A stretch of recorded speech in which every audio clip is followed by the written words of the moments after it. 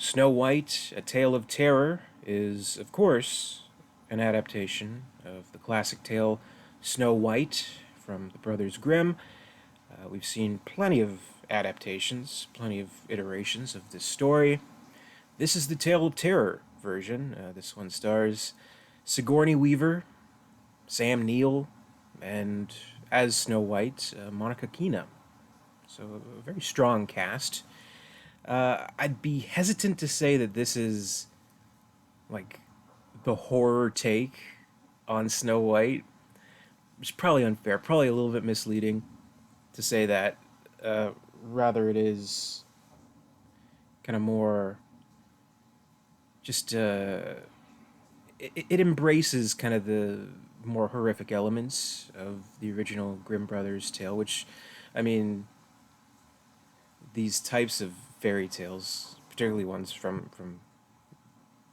Grimm's fairy tales, over the years they've become so sanitized and kind of digestible for young kids, not to scare them too much. So I mean, they change quite a bit and kind of leave out some of the nasty bits. Needless to say, there's the Disney version of Snow White, Snow White and the Seven Dwarfs, which is kind of like, I don't know, maybe the standard of Snow White adaptations, or at least the most memorable, kind of the most associated with, the title Snow White. So there's that, and I mean, it couldn't be more different. So I guess just with anything that's gonna kind of maybe more faithfully adapt this story and really hone into some of the darker elements of it, which this one does. I guess there's no real other way than to kind of brand it as a horror film, though nothing is, you know, created specifically to alter this to make it a horror movie, right? So this actually was a VHS tape I remember passing through in the horror section quite a bit, and I always kind of wondered what it was about, and like, I don't know, did they add monsters and stuff to it, or demons, and kind of like make it this buckets of blood pouring down the screen kind of horror film. Uh, so that always kind of, I don't know, caught my curiosity, but I never ended up seeing it until, well, just now.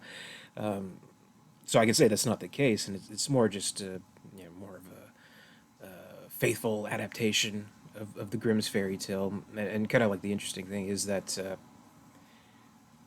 throughout the film, like you see, the title of the film show up on the screen at the beginning. It's you never see Snow White: A Tale of Terror appear anywhere. It's actually titled The Grimm's Snow White.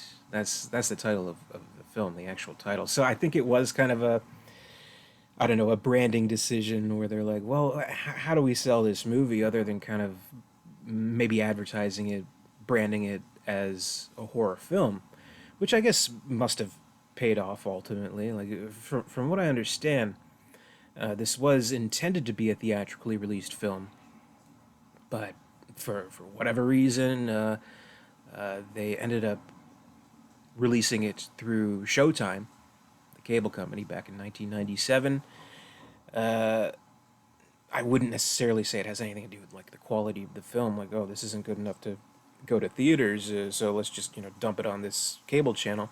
No, this is probably you know a deal that they cut in some way to hopefully benefit the network and the studio of this film.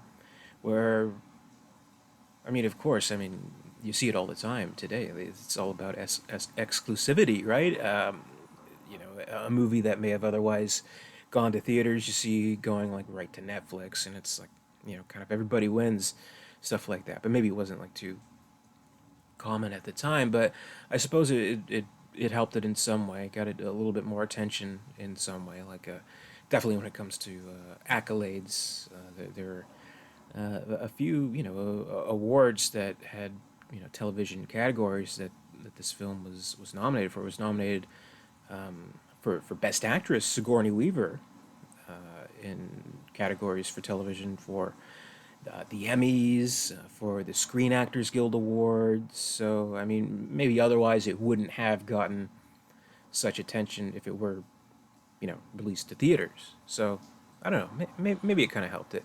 And I would definitely say that Sigourney Weaver is the reason to see this movie. I mean, she's fantastic in the role, and it does kind of give more of a focus to this evil queen character that we've come to know so well. I mean, it's a coveted role. We've seen it come to life through many talented actresses, like as recently as Charlize Theron and Snow White and the Huntsman, and Julia Roberts and Mirror Mirror, and what Sigourney Weaver brings to the character is, I'd say, quite unique. Both in the way she is able to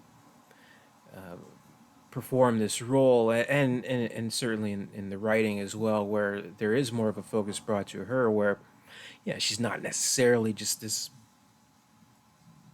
born evil, ultimate evil kind of character, cackling all the time. It seems kind of like this slow progression where we have kind of this setup where it's this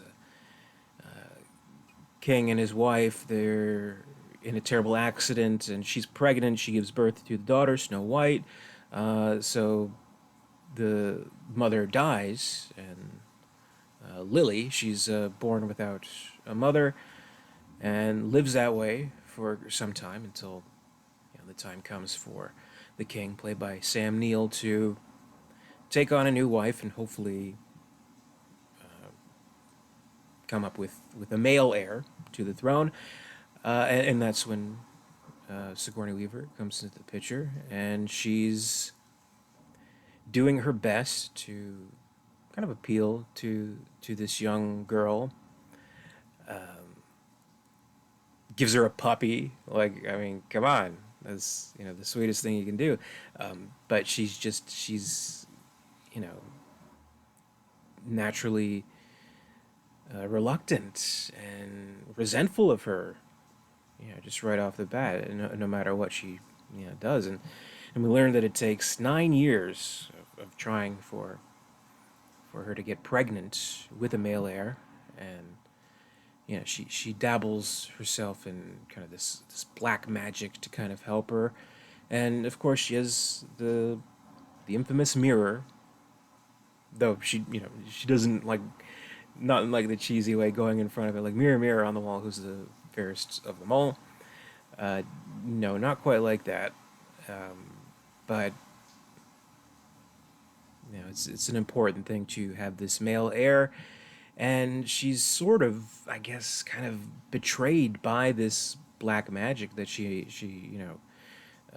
embraces so much, and she she loses the child. The child is stillborn, and that kind of drives her over the edge. That kind of ultimately makes her kind of seek this vengeance in a way on Snow White, on Lily, uh, forcing her out into the woods to her terrifying adventure. So that's kind of the premise, and I really really like the angle they took on this character that Weaver plays, because I mean you don't quite get that kind of depth to such a character. Like there's definitely different ways to play it, as we've seen in other adaptations.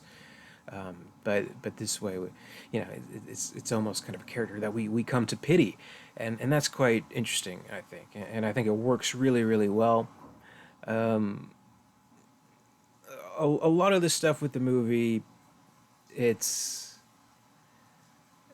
I mean, it has kind of the stuff that you may recognize from other adaptations. Like, I mean, it would be kind of, I don't know, fruitless to talk about everything that's different than kind of, let's say, the Disney version, but a lot of things that are the same in all different versions. Everything that kind of is common to all of them. The attempt to kill her, and the animal heart that's used to trick the queen, the the poison apple in a really good sequence that, I mean, definitely earns it its kind of horror classification by having Weaver in this, ghastly, horrible, heinous horror hag makeup, which is terrific. So we have the poison apple. Again, we have the mirror, the magical mirror, which works a little bit differently here. Instead of seeing some, I don't know, some mysterious figure, she sees herself. So it's like a version of herself in the mirror, which is pretty interesting.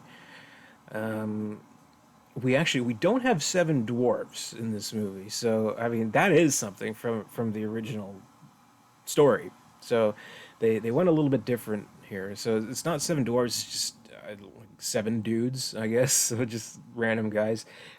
They're minors, the same way that they are in the story. And when Snow White comes upon them, and they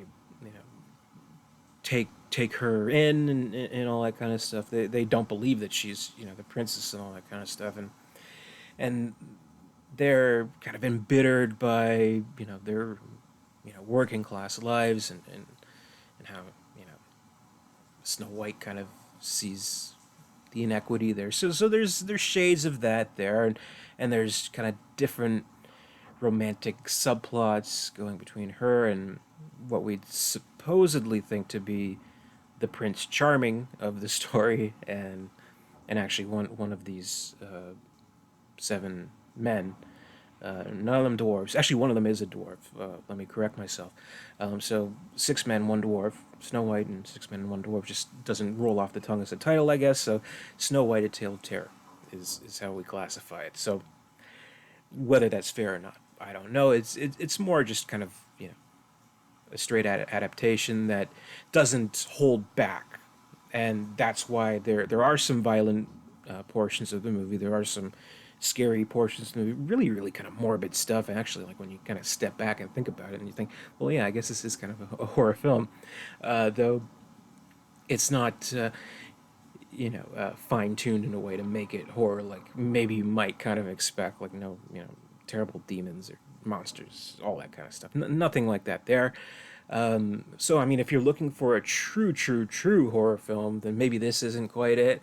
But I'd say it's probably the closest thing to it, and I'd still say kind of appropriate for October horror movie viewing. Most definitely, most definitely. And of course, the big attraction here is the one and only, the great one, Sigourney Weaver in her role. She's just excellent and makes it worth the while. If nothing else works about the movie, which I mean, there's certain things that don't quite work, that maybe feel a little rushed through, and not kind of explained well enough, portrayed well enough. Like personally, I think the whole sort of romance that develops with one of these miners is kind of just, I don't know, tacked on pretty unconvincingly in order to make kind of a twist, or I don't know, but that's just me. But what works is Sigourney Weaver and Sam Neill, who's absolutely excellent as well, and he plays a big portion of the film. So if you're kind of used to these child-friendly, Disney-fied, sanitized, fun for the whole family kind of Snow White incarnations, and you want to kind of see a different angle of it, I think this is a good way to go. Just don't expect, absolute grueling terror or anything like that, which maybe, I don't know, just a little bit disappointing for a title such as Snow White: A Tale of Terror. So, not that we can hardly blame it for whatever title Showtime might have slapped onto it. So that's my review, Snow White: A Tale of Terror. I think it's a pretty decent movie. I just say it's worth checking out if you can. 31 Days of Horror. We're watching horror films all throughout the month of October 2021 on the channel. Be sure to stay tuned for more. Be sure to comment, rate, subscribe, all that good stuff. And until next time, stay scared.